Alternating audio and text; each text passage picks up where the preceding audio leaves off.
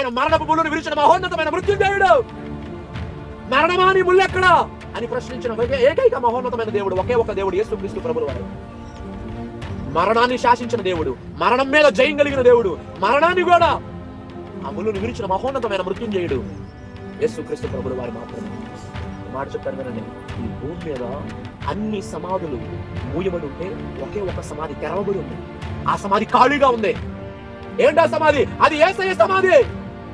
యేసయ్యని ఎక్కడైతే సమాధి చేశారో 3 రోజుల తర్వాత ఒక స్త్రీ ఆ సమాధి దగ్గరికి వెళ్ళి చూడగానే ఆ రాయి దొరలించబడింది. ఆ సమాధి ఖాళీగా ఉండడం జరిగింది.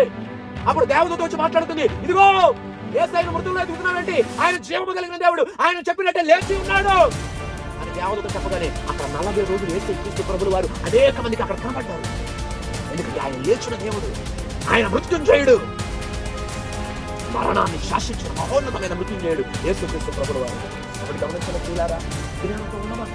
జ్ఞానంతో యేసయ్య మాత్రమే దేవుడిని గుర్తించండి.